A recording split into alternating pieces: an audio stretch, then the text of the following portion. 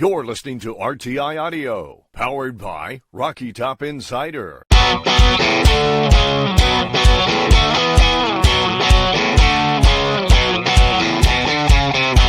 This is Pancakes and Bacon with VFL, Kyler Kerbison, and Reed Bacon.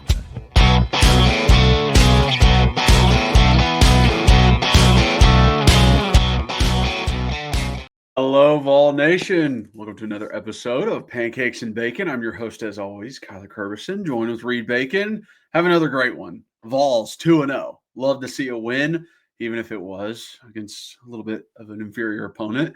Well, we got a lot to get into, a full college football slate to talk about, and the upcoming game that we're going to be at versus Georgia. But first, guys, if you're watching, please like, subscribe, hit the notification bell, leave a comment. If you're just listening, rate, review, download, re-download, follow us on all those listening platforms. Follow us on social media, all in the description below. So check us out there. So let's jump into it. Reed, how are we doing, bud? That's not for ETSU. Hey, that ain't for ETSU, boy. That is not for ETSU. I am juiced. Bring on the next opponent. Hey, bring on the dogs. Hey, Bring them on. Go dogs. Blue tick hound dogs. That's right, baby. Let's go. I'm fired up. I cannot freaking wait for this weekend. I'm excited for you and I and Megan to go to the game, and I'm just excited to just bake in the atmosphere and feel it. I was not there yesterday. You true Vol for lifers who were there yesterday in that weather. Kudos to you all. But I'm sure packed it out. They did. And it was not great weather yesterday. But there's something that's going to tell me that there's going to be a little bit more in the air next week. It's going to hit a little different. Well, college game day is going to be there. Yeah. Which I always love. I love the fact they moved it up. Like whenever they did actually move it up to the hill, like it just looks beautiful with Ayers Hall in the background there. It does. And yeah, that always just bumps up everything.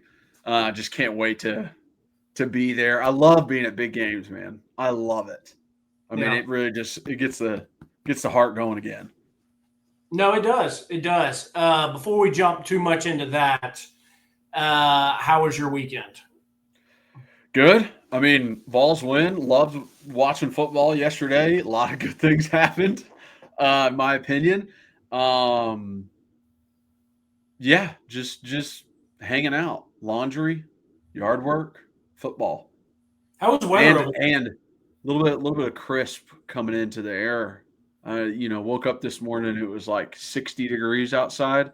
Yeah. I just, it gets me going. That, and when I get to step on a leaf and hear it crunch, I'm in hard in the sheets all night when that happens. All night. Wait, when I hear that crunch. Wait, did you say hard in the sheets all night? Yeah. Oh gosh. Yeah, no, I said the same thing to Megan today. I said it's a beautiful day walking into Mass, but you could almost just smell and feel that little bit of nip in the air. I mean, it's awesome for sure. Good weekend over here. It sounds like you guys had pretty good weather yesterday. Yeah, well, it rained for sure. I had simple like some hedge cutting yard work, so it wasn't. I didn't cut the grass or anything, but no, it was raining most of the day. It cleared up towards the end because I think it was headed east. East, yeah. That's what I got to do today. It's kind of nice because I'm obviously I'm very excited to watch the Titans today. But it's nice because they're at 4:00. So it gives us a little bit more time to breathe and to do this without rushing. But then I got to get out, and I'm probably going to mow at least the backyard because I need to get it. I need to get the front yard. And I got to trim hedges one more time this season, and I'm not pumped about it. I know. I know it sucks. It's so annoying. But yeah, I would have done it yesterday probably before the Tennessee game, but it was just raining. So anyways, okay, Kyler, we are sponsored by the best company in the world. Some say, at least my mother says that. Bacon junk removal. That is We right. we would love the opportunity to help any way that we can. Please reach out to us. We'll leave it there. We appreciate you all. Okay, Kyler. So I've had a couple things for the quote of this week, and I want to get your opinion on it. So I love to get involved. Yeah. So I really thought about tweaking the Tim Tebow tweet. I'm sorry. I've thought about tweaking the Tim Tebow quote at halftime of the national championship game. And he says, hey, we got 30 minutes for the rest of our lives. And I really thought it was awesome when he said it. I think it's really neat. And I thought about tweaking a little bit and say, hey, oh my gosh. That water bottle is massive. What? How many gallons is that? That's like It's only one, but my freaking wife was like, "You got to start drinking more water. I got to have you drinking more water." So she bought this off Amazon. I told her this is the first time since I was like 10 that I haven't been able to hold a bottle with one hand. Like if this is full, I have to go to like. That is ridiculous. It's not full right now, so I can get it with my left. My left is a little bit stronger than my right. Weirdly, my wrist is. Yeah. So like it's not completely full, so I can hold it. But dude, it's like I'm like this at stoplights at work. Where did this whole drinking water come from? Do you not drink a lot during the day? No, she just doesn't think I do. She just doesn't think I drink enough. She fucking loves drinking water. She goes through her thing.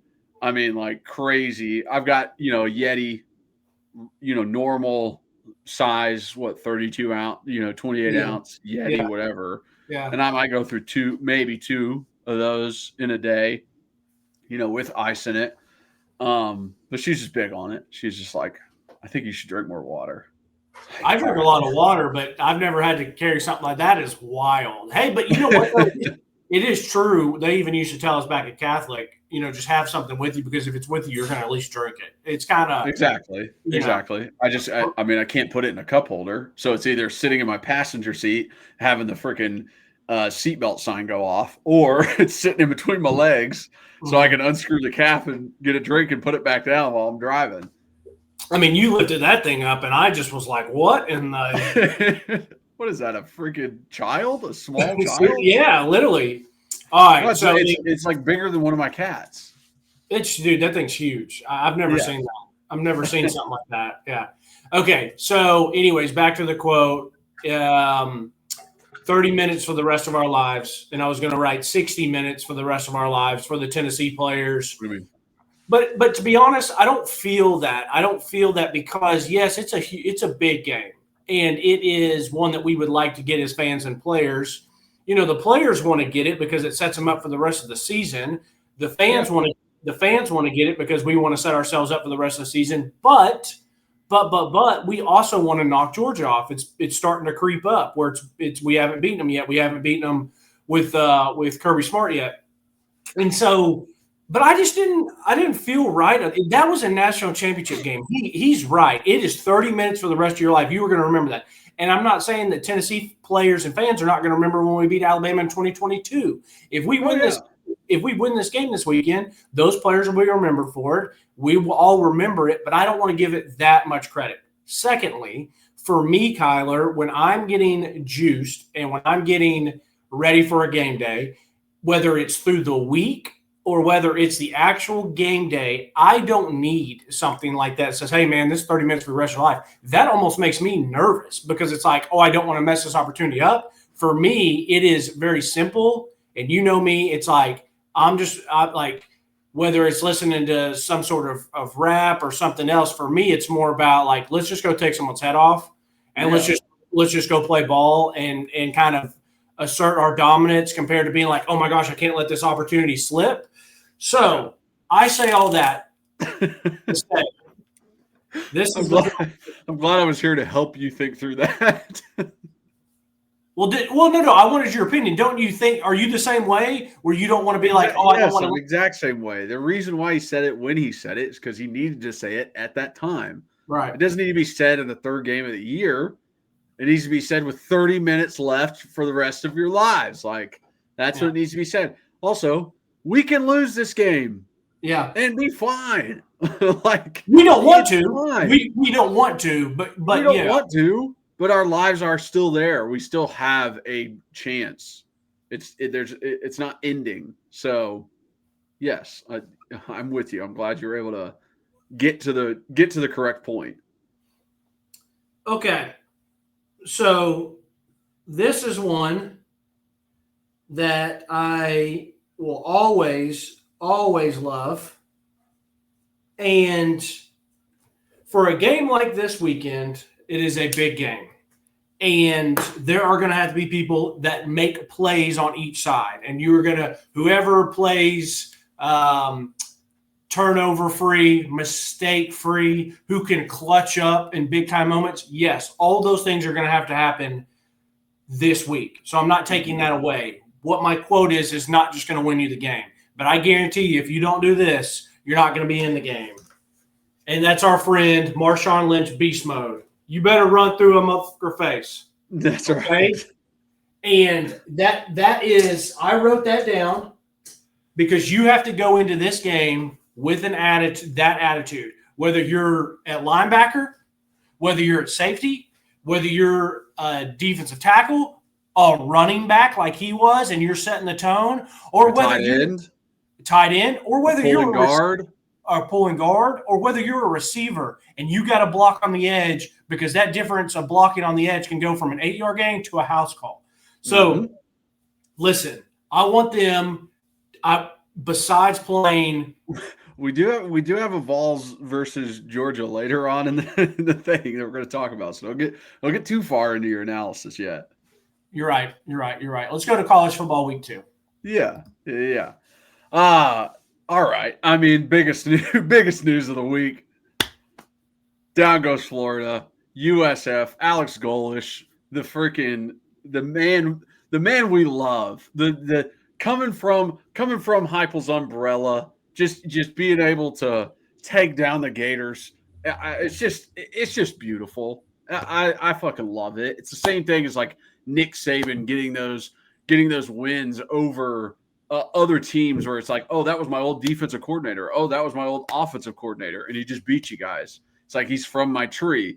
It's beautiful. It's beautiful. Hard fought game. Very close the entire time. And I don't see – Billy's not going to make it through the season. I don't know, just based off of how they've looked these first 2 games – and what their schedule is coming up, I don't know if these guys are going to get 6 wins, man. Like, they got Miami, they got Florida State, they got LSU, they got Texas, they got us. Their next easiest game is Kentucky, and that's never easy for them. Right. So, I was so happy. I was so happy that they lost, and it was very funny to me because this is one of those where you're going to the week, and even you mentioned it last week. It's like, hey, eyeballs. South Florida's going to the swamp, and it's usually one of those where they might hang around and then barely lose. No, they actually went in and did it. The storylines came true of our ex-offensive coordinator, who's got a pretty good thing going, goes into our biggest rival with their coaches on the hot seat, and it comes to fruition. And it was awesome. And I watched it. And even when they tried the really long field goal and he almost made it, but just came up a bit short. And then I thought the next series for Florida was a disaster.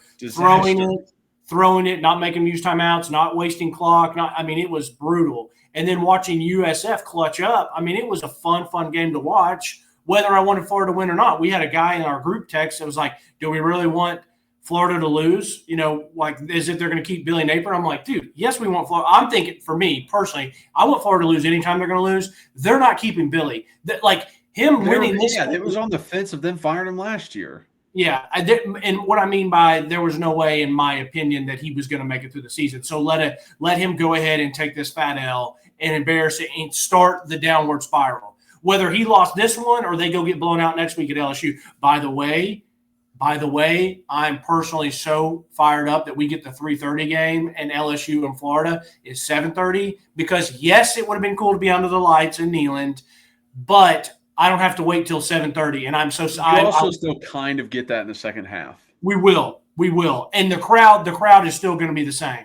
So, and do you how great is it that like because of the way the schedule has broken, we don't have to play Florida in the very beginning of the season. We're going to get to play them when they're broken and falling apart. Like, my opinion of our season predictions has changed a lot in 2 weeks. A lot. Whoa. Okay. Yeah. I think a lot differently about the teams we have ahead of us than I did before the season started. Wow. Okay.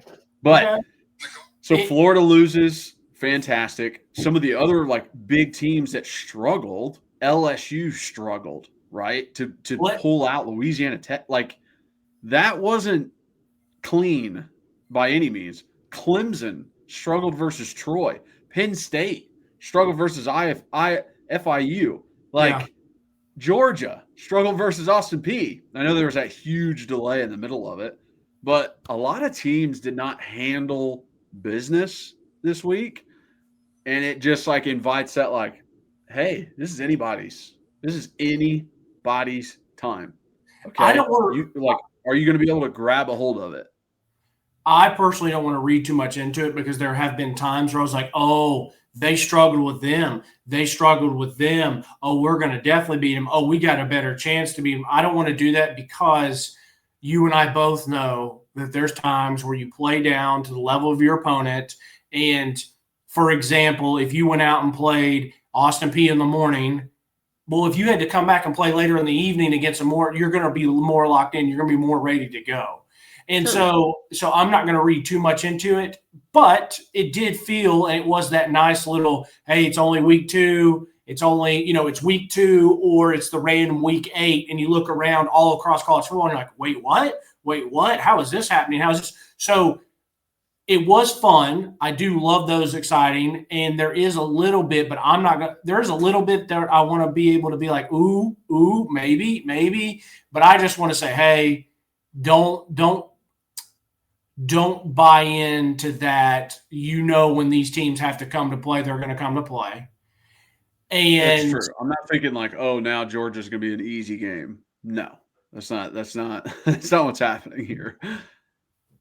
Okay, good. Yeah, because they did not look great against Austin Peay. No. From time to time, they did not. But no, they didn't. But I mean, you turn it up. You turn it up when you're playing different people. There's more physicality. There's more locked in. There's more effort put out there. Like it is just different. Which is, we'll get into it. But like some of the things that I saw in the ETSU game make me feel good about the team.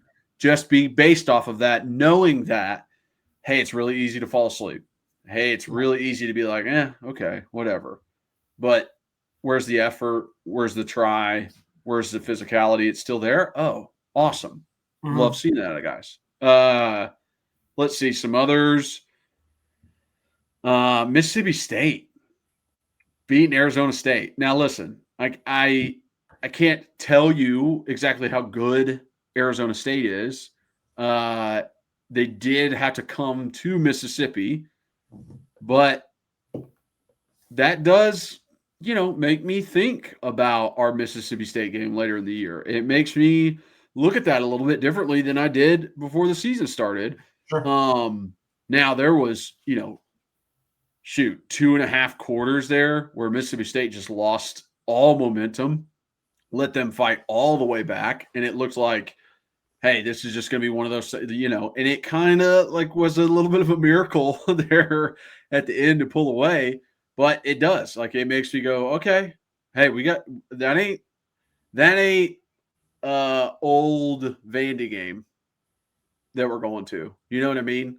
Sure. Like, we got to lock in for that one. Yeah, it was definitely what we ran into. I mean, Arizona State kind of ran into what we potentially ran into last year with Arkansas. I still stand by it that what happened with Arkansas last year should have us prepared for that Mississippi State game. I still think we have the horses that they don't, but you still have to go execute. You still have to go win. And the fact that they beat Arizona State helps us because Heupel's going to be preaching that.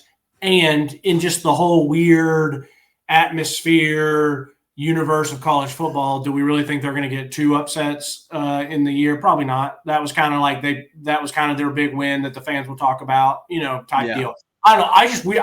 I kind of have a gut, like when I gamble, it's a gut feeling for me. And that's just the college football and NFL is always so weird. And that's sports. It's topsy-turvy. Sometimes people are like, oh, this is definitely going to happen. And then everyone's on that bet. And then it doesn't happen because it's just the way sports are. So, yeah, exactly. Ole Miss, Kentucky. I have never seen a worse 2-minute offense before the half than what Kentucky did. I that's why I tweeted it out. I was like, bro, this is like an absolute embarrassment. Like not using any of the time. Like I couldn't believe how bad it was. The stupid penalties they had, the misuse of timeouts, the idiotic play calling. I was like, bro, this. What I said before the season started, I said Billy and Stoops might be gone before we even play those teams. I think it might happen. I think it might happen. Both of them. You got to go. Like he's like the 7th most tenured coach in the country, and that is a prime example of football not mattering at schools. You can last forever. You can have shitty ass seasons. You can never accomplish a damn thing at certain schools. And nobody says a damn word. Kirk Ferentz at Iowa. How has that motherfucker still got a job? I mean, they have not had an offense ever, dude, ever. When they won 13 games a decade ago, it was all defense. It still wasn't the offense. I'm just like, you got like, does no one care enough to do anything about it? Like, I don't even think Kentucky fans care enough. I think they're just so focused on basketball. Yeah. I mean, it is a little bit of the Rick Barnes. It is. Hey, it is. And guess what? I don't care. Yeah. That's fine. I have it. But the way the Kentucky fans come at us sometimes, it's like, okay, you guys care. You want to rub it in our faces about football. Why don't you do something about it? Because I'll tell you what, Tennessee fans are going to do something about it, and we have track records of that. Ain't no guys coming in here without our approval. Okay, so it's like we do shit about it. I don't know if they got enough balls to actually stand up and do something about it. Well, I mean, I don't know if you can say Stoops is gone. It's the second. I mean, Stoops will get some random win at the end of the year. He'll be like a Texas A&M. I don't even know if they play him, but I'm just throwing somebody out there. Go to Texas A&M 2 years ago. No, I know. I was saying that he'll get a random win. He'll beat somebody that's ranked, and then they'll keep him because he won 7 games with a pretty decent win, and then he'll win the bowl game. And so, but it's fine. I'm glad they keep him. Like, good for it. I mean, Yeah, no, I mean, it helps us for sure. He did beat Ole Miss last year. That was his one win that kept him around. It's true. Yeah. Oklahoma beat Michigan. Man, I don't know if you watched that game. Oh, I did. That was physical. They were smoking physical, dude. They were flying around, hitting dudes. And refs kind of just let them do it. I mean, they were not calling things that I thought like could have been targeting calls, could have been some roughings and stuff. They were just letting them go. And that is what happens when you have a freshman quarterback playing on a big road game. Like, that's why we've said before, you can't always be like, oh yeah, well, he's a 5-star. He's going to start right away. It's like, dude, there's a lot of shit you got to catch up on. Okay. Like, your simple high school offense ain't the fucking same, dude. It ain't the same. And like, Michigan has themselves in a very precarious situation with Underwood at quarterback. They've paid him so much money. He is seen as the savior. They almost can't try things. Like, they almost can't make him look bad. You understand what I'm saying? Because he has the power right now. Like, imagine they tried to bench him. They couldn't. Like, they don't have a leg to stand on. Yeah, so You know what I mean? Yeah. Well, first off, I agree with you that it was a hard hitting game, and it was a fun game to watch. I had it on same time as Army and Kansas State on, and because with YouTube TV you can do the multi view, and then I also had the Mississippi State game on. So all of them were very enjoyable games. It was a pretty down week for big time matchups, but it was still some fun games to watch. Back to what you're saying, dude. He's still way too young. This is his second start. I mean, I agree with you in your point, but they're not even close to being to a spot where they not need to bench him. So he does have all the power, but they're not going to bench him. He could go out and throw 4 picks next week. It's a learning lesson. I mean, you're riding with him. You got to give him at least a season and then see what happens. So I think the conversation you're having, even though I agree with you, is too early. I don't think that's even a spot to have. And from what I saw with him last night, I thought he looked fine. I mean, made some good plays and, did some stuff, but he's going to make mistakes. He's a younger guy. That's the case. I think I just give a little bit more leeway to these younger dudes because this is way too hard to go in and start as a freshman and be really good, especially a quarterback. I just thought you could really tell that they were like, we can't go full out here. Like we saw it last year. Yeah, like they can't open up the full playbook. Like I thought that was pretty obvious. It's Michigan. They don't even really have a full playbook. I mean, they just pound the rock. I don't know what playbook that we were probably missing. So, well, I mean, it's like once you get to 5-star quarterback, you think it ain't going to be a pound the rock team. That's a valid point. I mean, or at least pound the rock with him. Yeah. Like get him running the damn ball. He's got great legs. Why Dude, wouldn't you? John Mateer might be the first quarterback that I think is actually looks and has the persona that he's better than he actually is. Because that boy is swaggy. He looks good, and he can absolutely rip a ball. But I think from what I've seen of him, the persona is perfect of what I saw. He does like a sidearm, sidestep, bullet, side sling just for like a 10, 12-yard first down. I mean, it looked pretty and beautiful, and he looked swaggy. Next play, got it open, overthrows it, interception. And it's like, that's probably going to be him, And yeah, he's an ex-baseball player. They love those little sidearms and little quick throws when they're not using their full body; they're just using their arm. But dude, like he's a good vision runner. Like he has great vision in the hole, finding the gaps. And you just don't get that a lot at quarterback. They can be athletic enough and fast enough to run well, but to be actually like good vision, good reading, being able to, put his linemen in good positions, like running backs struggle with that, but he's good at it. Yeah. So that was another one where it's just like, okay, I'm thinking a little bit different about Oklahoma than I was before the year started. Right. This game feels a little bit different now.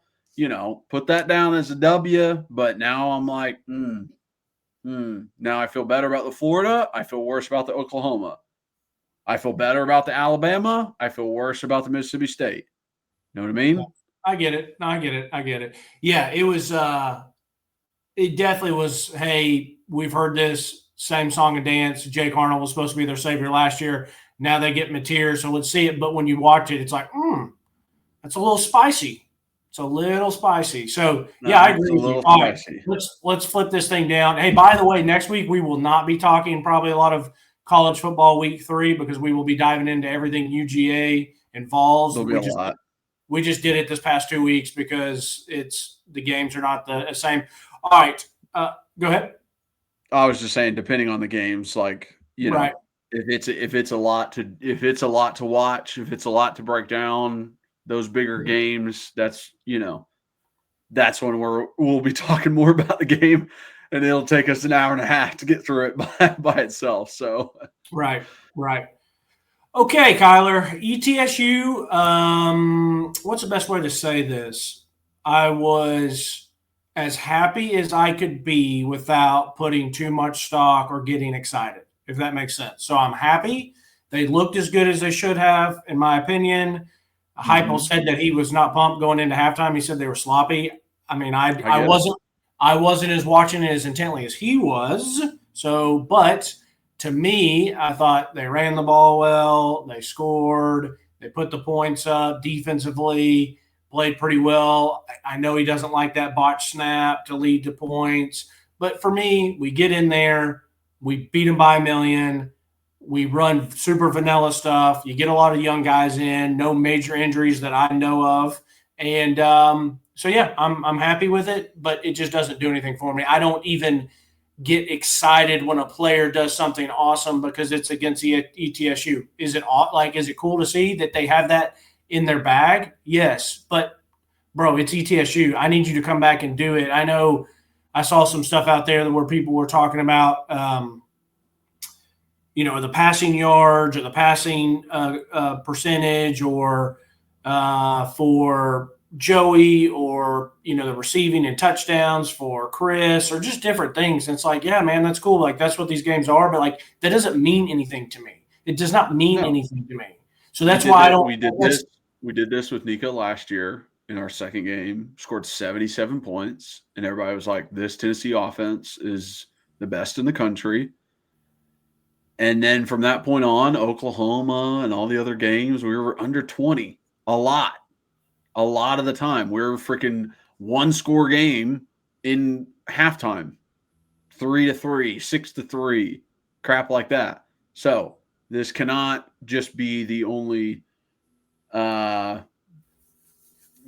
predictor for how the season is going to go. I think I saw this. No, I don't think. I know, but I think it's funny is what I was going to say. I saw the same account last year after the Kent State game say we have the best receiving core in America, and I laughed. And I think I either sent it to you or I told you about it.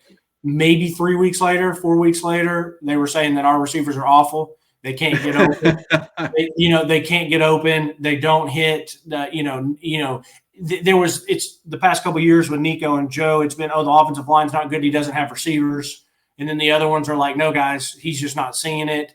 There's always a little bit, as you say, it's not as good as you think, it's not as bad as you think. There's always a mixture. The truth's always somewhere in the middle. But yeah, so it's like I can't really take stock into this except just to enjoy the guys playing well. Clearly, I'm happy we did this instead of it was in a dogfight and it was 21-3 at half. I mean, I wouldn't love that. There were some young guys some stuff that I saw that for me to talk about, that there was some stuff that I liked. But anyways, I don't know what your thoughts are. No, I agree with you. I like that we took care of business. I thought there were things that would frustrate me too as a head coach that I saw, and I thought Heupel was like, yeah, I'm frustrated because we're missing shit that we shouldn't be missing. We're doing dumb shit. We're dropping balls that we should be catching. And the way he thinks about it is like exactly the way you do. This is ETSU. Mm-hmm. This should not be hard. This should be the easiest game you play this year. You should feel like I'm a freaking man amongst boys, that I'm playing Tennessee School of the Death in high school. Like, that's how you should feel in this game. But you're dropping shit. You're not fighting through the PI. Because guess what? The DB at Georgia and at Bama and at all these other SEC teams are going to be all over your back too. Mm-hmm. What are you going to do then? I want to see it now. I don't want to wait to see it. I want to see you do it now. So I'm with them. Hey, why are we jumping off sides on fourth down? Obviously, it's a freaking hard count. Obviously. What are you doing, bud? Hey, it doesn't hurt our team. Okay, we're fine. But what the fuck are you doing? I'm bringing it up in team meeting. I'm circling the shit. Hey, guess what? It's 4th down and a yard. And all of these offensive linemen are 20 pounds lighter than you. What advantage do they have getting you to jump off sides? Why would you think it's going to be anything else? So just shit like that, where it's just, yeah, love the fact that we win. Love the fact we're scoring 70. Love the fact that young guys got in. Loved, just some of the running I thought was really good, which always is. Our counter game is awesome. It's just some of the attitude was good. Like I like to see like Wendell Moe like pulling and hitting a dude, like bringing violence to him. I like to see the running backs bringing violence to the DBs when they're running the ball. Mike Matthews, his first catch, tried to run over dude. Mm-hmm. I like that. You know what I mean? I loved seeing that out of like Brew McCoy when he was just like attitude once he got the ball in his hands. I love Mike Matthews getting absolutely fired the fuck up when he caught that touchdown. Because you can tell like he wants it so bad. Yeah, he wants it so bad. He's heard it. I thought the exact same thing. He wants it so bad. As soon as he scores that touchdown, he's like, "Fuck yeah!" Like I got a fucking touchdown in Neyland. Let's go. Yeah, he wanted that so bad, and it's like that's the care that I want to see. That's what I like to see. But yeah, there was just things where it's like, you got to get that right. Hey, hurry up and line up. Why aren't you guys like locked into hey, they're going fast. You should be prepared. You've been going against your own offense that goes fast all camp. Okay. Jalen McMurray tries to recover. That ends up being a legal formation, gets called back. But watching that play of a guy catching a ball on him, and Farouk almost took the wrong angle and let him get by him. Thank God he was fast enough to catch him. But if that's a really nice receiver, really nice throw. That's a touchdown. I actually didn't think the coverage by Jalen McMurray was that bad, but they were not lined up because on the other side, our corner on the other side was looking at the sideline when the play was snapped. Well, McMurray was too. He wasn't paying attention. I know. I thought he recovered well enough to be close. Yeah. But at the same time, I see that, and all I think is Georgia next week. All I think is Ladd McConkey fucking taking it to the house on a slant. Well, good thing that's all I think about. You know what I mean? I know he's not there anymore, but that's what I remember. Right? Yeah, I'm joking. Like I remember when we played Alabama when I was there, and it was like the second play of the game. They literally just threw like a little tiny bubble out to Julio, and he fucking just took it 65 yards for a touchdown. Untouched. You weren't playing when are you talking about when you were starting? Yeah, when I was at Tennessee, I wasn't starting yet. Oh, okay. I was about to say it was like a year before I started, but it was just like they just a little bubble out there, and he went untouched 65, and I was like, dude. So I just think about that stuff whenever I see one of our DBs like not bat the ball away versus an ETSU wide receiver. I'm like, dude, do you know what SEC wide receivers are? Like, come on. Like, let's be real here. And there were just like a couple things like Arian one time, using great coverage, right? Getting the wheel route coming out of the backfield. They still completed over his head. You can see he's like frustrated about it. I'm like, yeah, because you know that if that was somebody else, that's probably a touchdown. Like, if that's a different team, it's probably a touchdown. So it's like you gotta lock in on those things. Those things can't just easily be happening versus an inferior opponent. Yeah. So yeah, and like drop balls. Hey, Deshaun, I like your attitude, and I like that you say you're all about business. But if your business makes us lose games, I don't want your business. Okay. So if your business is going to make you drop balls, you need to put some fucking gloves on. All right. So I want you to pay attention to it. Because he had 2 drops. I know he got hit on the one, but he didn't really even get hit on the one. He bobbled it. If he would have caught it, he could have done something about it. So I'm looking at it now. I'm paying attention now. I see a Miles drop. I see a Staley drop. Those kind of things. I'm like, come on, guys. He might be rocketing it in there, but it's there. It's close enough to you. I don't know. Get at the rice buckets or something. Get some grip strength going. I don't know. I hear you. I do. And I have a hard time, and it's funny because I always think about either as a player or if I was coaching.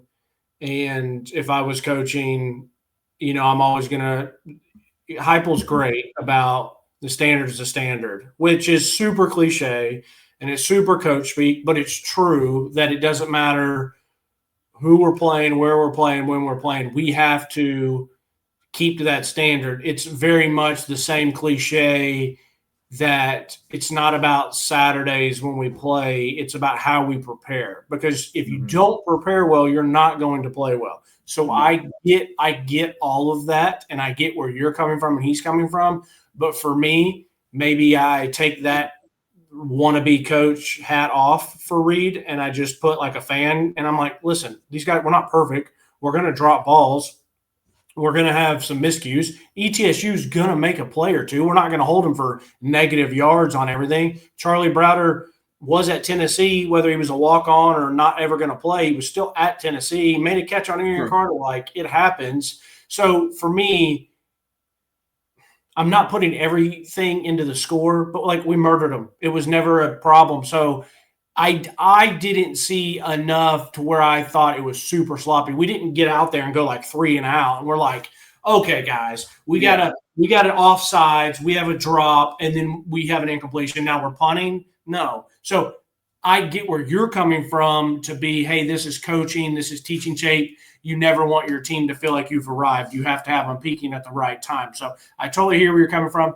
Maybe this is just more of the fan read that it was like, dude, we still looked fine, and I wasn't really bummed out. It's not like we had a blow.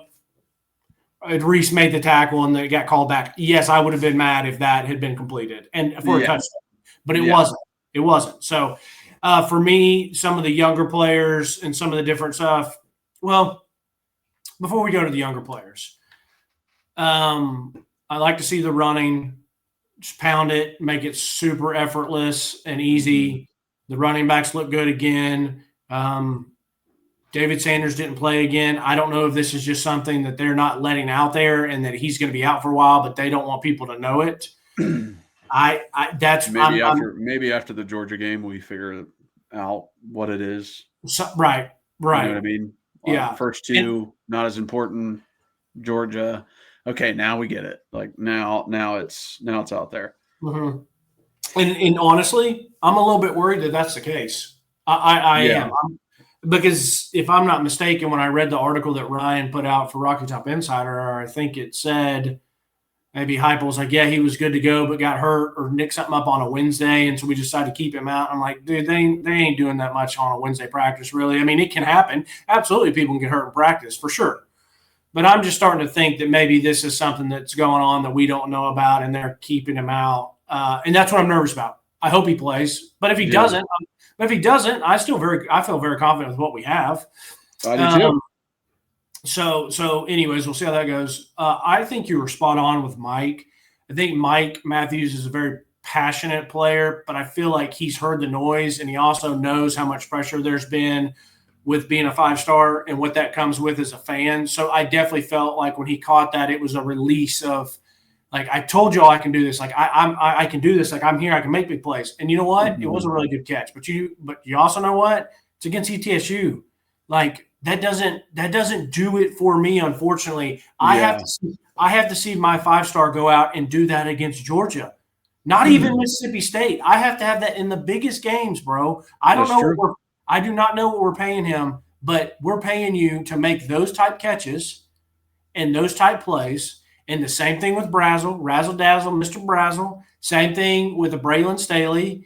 And there is a little bit more of leeway for me. Mike's a 5, Braylon's a 4. that matters a little bit. Chris Brazzell, hey, you might not have been a 5-star, but you're an older guy, so I hold you to a standard.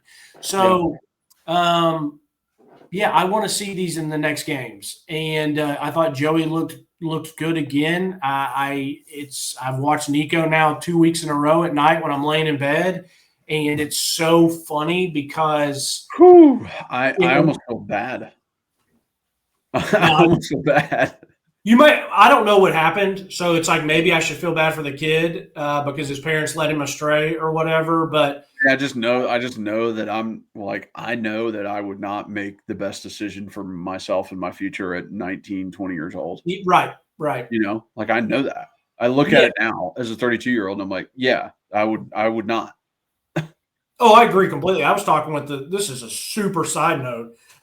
This is hilarious. I was talking with the lady when I was picking up chewing tobacco, and they obviously, she knows I'm over 21, but she has to scan my ID, and I didn't even know that tobacco was now 21 years older. And so me and this random lady are just having a friendly conversation, and I was like, listen, I said, I didn't know tobacco was 21. I love to hear that. I said, now granted, I didn't even do chewing tobacco until I was probably 21, 22, so it didn't matter to me. I said, but I wish they would change the driving age. And I said, I should not have been driving at 16. I said, I should not have been driving. I was like, listen, I was an idiot. I was an idiot, dude. I would be pumped if they changed the driving age to 21, drinking 21, tobacco 21. I know they're not going to, and I know you parents listening love when your kids can start driving. You are nervous for them, but you love that you don't have to take them to their friend's house and to their soccer practice and football practice and games. Anyways, side note, I agree with you, Kyler. I do not feel like my brain was fully formed in the mature decision-making until my late 20s, early 30s. So I'll tell you this. The only thing that looks cool about UCLA right now is their jerseys. Super swaggy. Nico looked good in the jerseys. True. But it just is the same old, same old. He'll throw a dime. It looks beautiful. He'll run and get you 10 yards. And then the next play, he throws a pick. Or it's just inconsistent. And so watching Joey another week do what he needed to do, make the plays, put the ball where he needed to put them, no turnovers. It was nice. Yeah, making something out of nothing. Yeah. He does that well, which you're going to need in the future. I mean, that one play where he probably should have handed it off. It probably would have been a tackle for loss if he did. And then somehow gets away from the guy and throws it over to Brazzell on the sideline. I was just like, before he hits the ground, I was like, what the hell? What happened there? It's probably his read to hand it off, but he kept it and he's like, all right, I gotta figure this out, and is able to get a positive play out of it. And to be fair, to keep the same energy, Joey, you've looked good, but it's about to hit different. It's about to hit different, and I'm not expecting you might not be able to run away from the guys anymore. This week he's going to have to beat them mentally and decisively. I think is the best. I think that's the best way to put it. On young guys. Yes, that's what I was going to say. Yes, yeah. I want to just a couple young guys. Merklinger looked fine. There was there's a couple balls I don't like, but then he did make a couple good plays, got out of the pocket. I thought McIntyre looked good compared to when you and I watched him against Catholic. There were some throws that he had I thought were really good. He did miss a guy deep, Catholic alum, Tommy Winton. Tommy was a fabulous player when he was at Catholic, and then he went to ETSU. He's been through some really tough stuff personally, so it was great to see him out there, but he's a good player.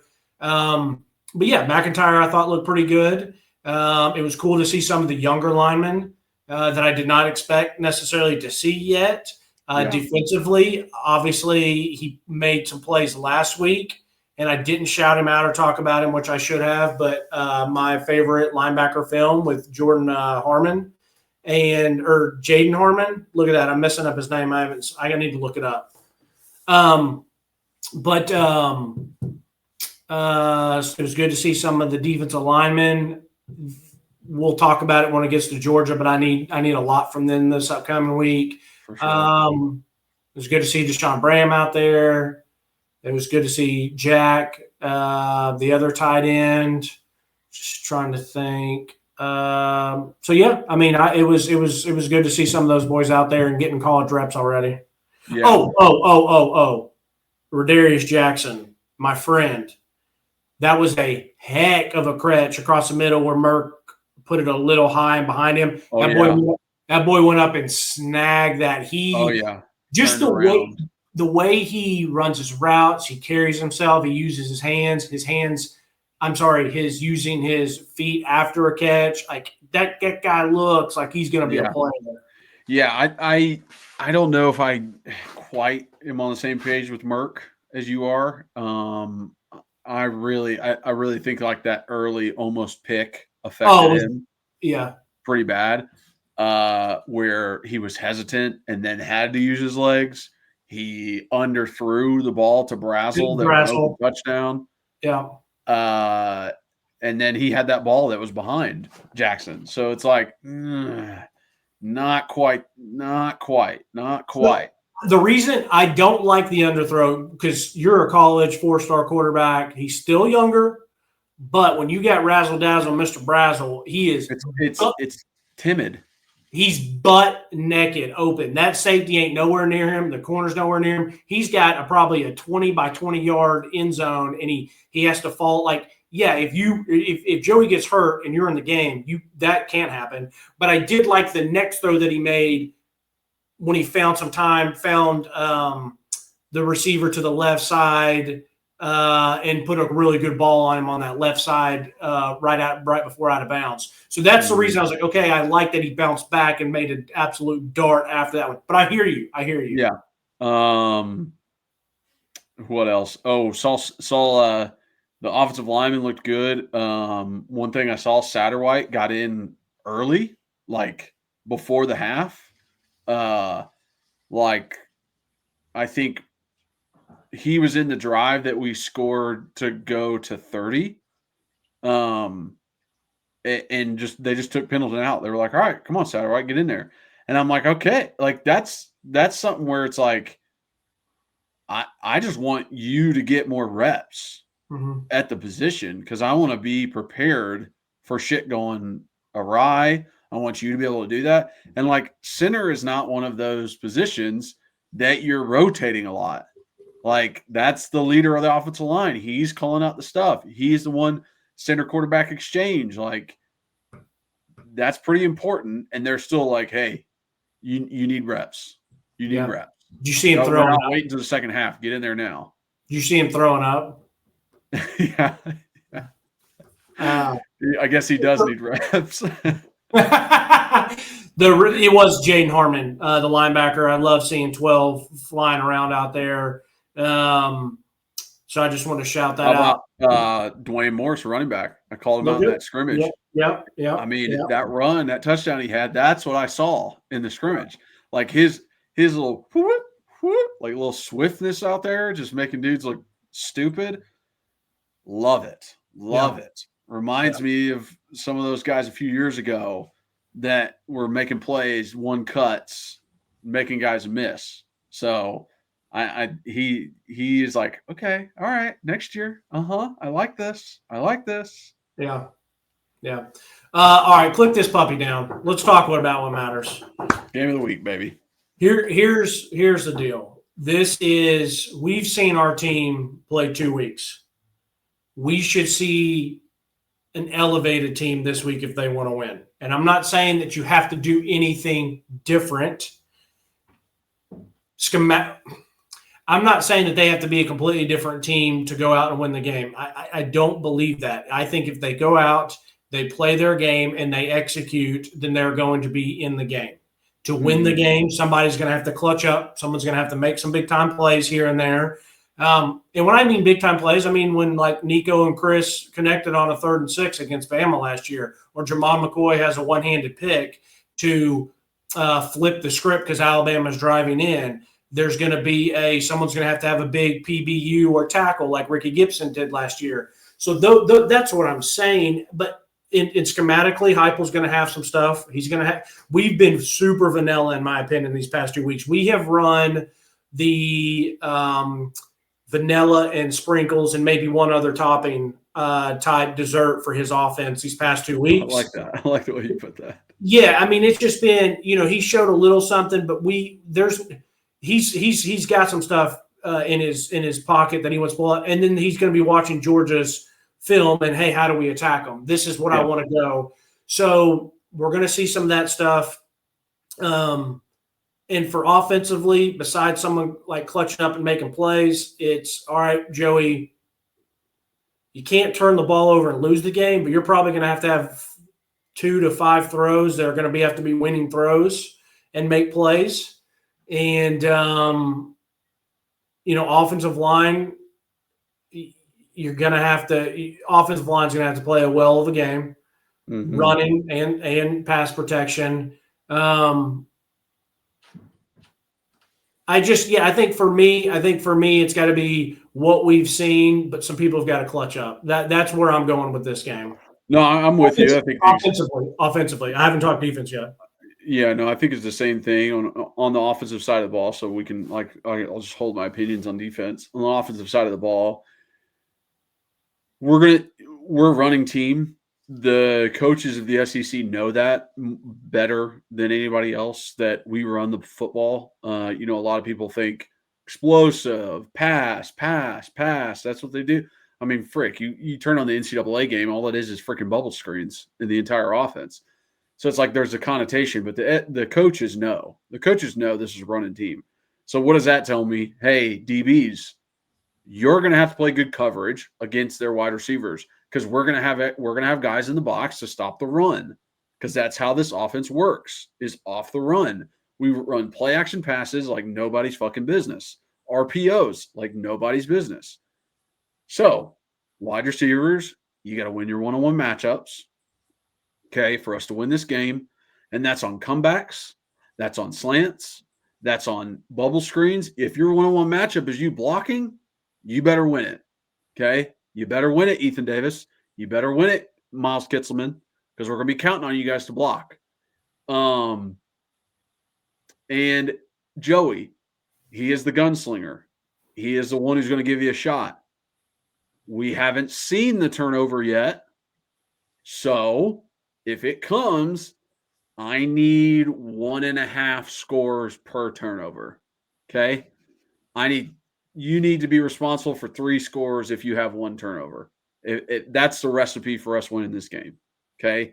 It can't just be like 1 for 1. I got 1 passing touchdown and 1 interception. It's not good enough to beat a Georgia team.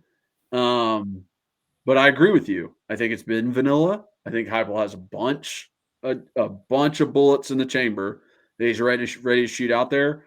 One thing I saw during the ETSU game that I like is his double tight end backfield. He motioned into it and out of it in multiple different ways. And I like that, because it just makes the defense think. It just makes them think, hey, if I have 2 tight ends in the game, I can do bubble screens out on the edge. I can bring them in for 2 blockers for the running back. I can move one up to the line and move one over in the backfield and do some other stuff out of it. He's introducing that thought process. So now they have to watch film on it. Now they have to anticipate something happening out of it. So, I like having 2 tight ends in there. I really like having both of those guys who can catch the ball, who can run routes, who can also block.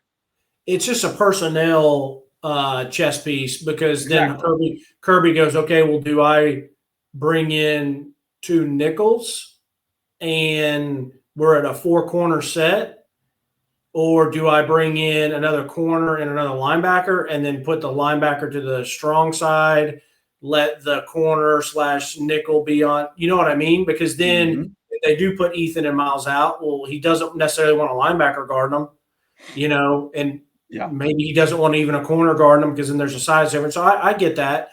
I think the 3 biggest keys, and I love that you mentioned the wide receivers. For me, the 3 keys to this game for Tennessee to win is the wide receivers, the defensive line, and the fans. And I'm dead serious when I say that. I was there in 2022 when we had Bama shook. You and I were there last year for the Florida game. and 2 years ago, Florida game. And I think the crowd played a major part in both of those. Maybe 2 years ago more than last year when with the overtime, or 2 years, whatever the case. Yeah, last year with the overtime. Yeah. But I think because Kirby is such a good coach, he will have them ready.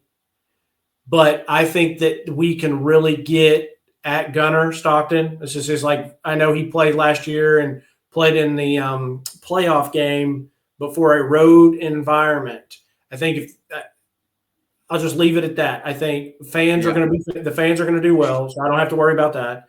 Mm-hmm. But I need the D line to cause and wreak havoc. We cannot get gashed offensively. We cannot get gashed in the run game, and they have to get pressure. So that's I have to see good lane integrity. Control. Yeah, lane integrity by our defensive line, because Gunner is just like Stetson in the way that he's a little bit faster than you think he is. And he's a little bit squeamier than you think he is. And he can kind of get out of those things. And that's the most frustrating thing ever. It's the worst. It is more demoralizing than some other stuff that can happen is when that quarterback is dead to rights, sack, and he gets out of it. Well, and one thing now it's a whole nother play. Well, what did I talk about last week? Is I love that when we were blitzing or the D line got through, I felt like we finished. And yesterday, from what I watched and saw, I thought we finished, pretty darn well. And Tyree West got in there real quick and he ate it up. Cade McNamara had no chance. For one of the examples that I saw, because it was one-on-one, it wasn't like there was a group of other D linemen there with him. And but yeah, you're going to have to stop the run. Which, guys, stopping the run is not only a D line thing. Corners, backers, safeties, everyone has to help stop the run. But I'm talking, hey, if this thing can't be getting gashed up the middle, and then they got to get pressure. And I want to see what I saw out of Oklahoma versus Michigan. Yeah. I want to see paint popping.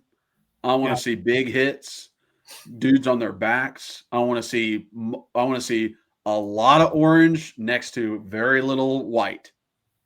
Okay. I want to see a lot of orange jerseys hovered around.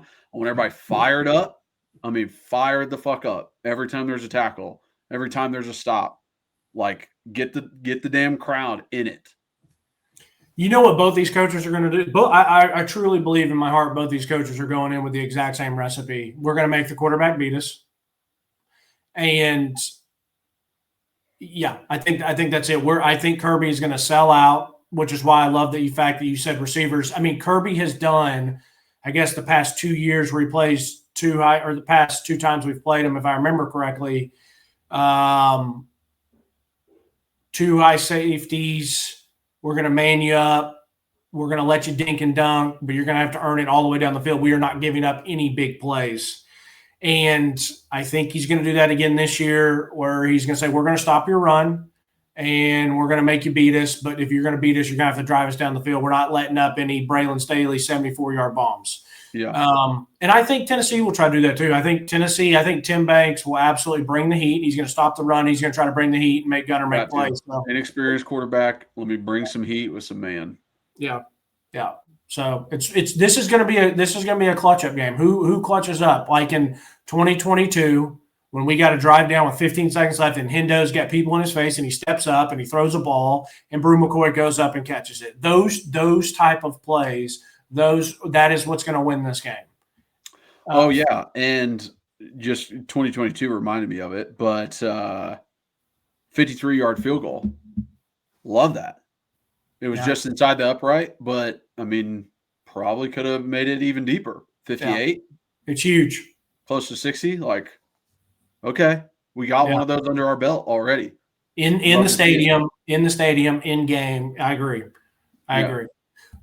We will be there together. If anybody sees us, please holler at us, shout out. We love meeting you guys. It's probably one of my favorite things about doing this is getting to interact and meet. I'm fired up for it. I'm ready for it. I'll be excited for us to break it down next week. Yeah, very excited. Very fired up. Can't wait to see you, brother. See you, man. All right. Okay, thank you guys so much for watching and listening. If you are watching, please like, subscribe, hit that notification bell, leave a comment. If you're just listening, rate, review, download, re-download, follow us on the listening platforms, follow us on social media. Everything's down below in the description. Y'all are the best fans in the world. Thank you so much for everything. And man, we can do this. Okay. I know me and Reed both picked this game to be the first loss of the season, but this team can do it. Like Reed said, just got to step up at the right times, make those plays. But as always, go Vols.